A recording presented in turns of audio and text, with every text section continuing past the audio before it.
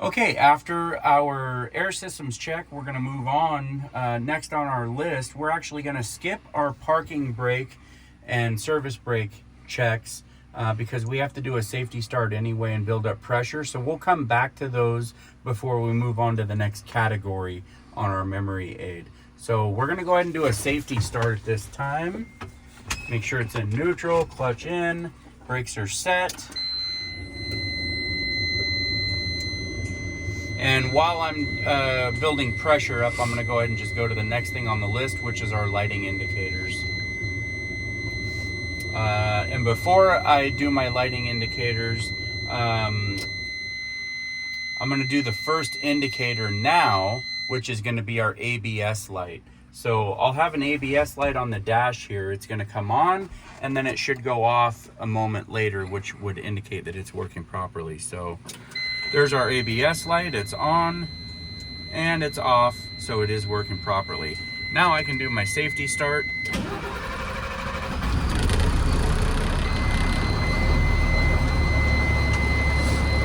Okay, while my pressure is building up, I'm going to go ahead and do all of my lighting indicators. So I'm going to start with my left turn signal,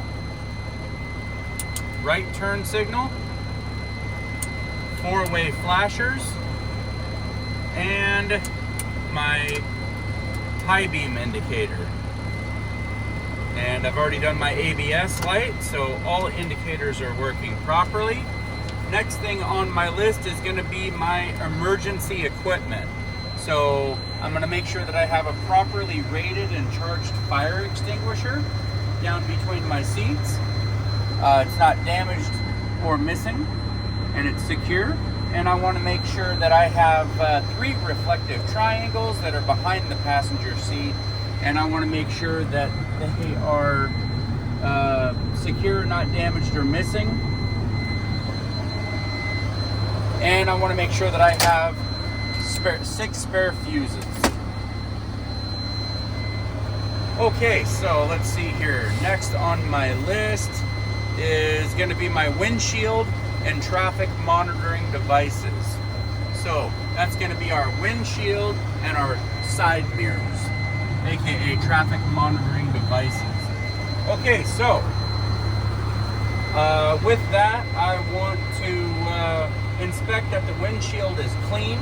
There's no obstructions, except for if I have an inspection sticker in the corner, a DOT inspection sticker. I want to make sure that there's no damage or cracks or flaws in the glass.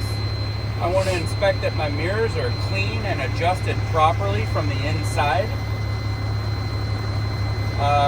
And that's everything for my windshield and my mirrors. Next is going to be our washers and wipers. So I'm going to turn my wipers on here. I could also turn on my washer fluid here if I wasn't out of fluid. So I'm going to demonstrate my wipers work, okay? And I'm going to inspect my arms and my blades. I want to make sure that they're all securely mounted. They're not broken, cracked, or damaged, and I'm not missing any blades. Okay, next on my list is going to be my heater defroster. So I'm going to put my heater to the high setting, the fan to high, temperature to hot, and on the defrost setting, and make sure that I'm defrosting on the windshield. Okay. Next, I want to make sure that my horns are working. I either have to have a city horn or an air horn, one or the other. I'll go ahead and test my air horn working properly. Okay, next is going to be, I'm going to go back on my list on the 2 items that I skipped earlier. So my parking brakes and my service brakes. So I'm going to pretend and simulate that I'm doing my trailer brake. So to do the trailer brake, I would actually push in and release my tractor brake, and that's going to test my trailer brake.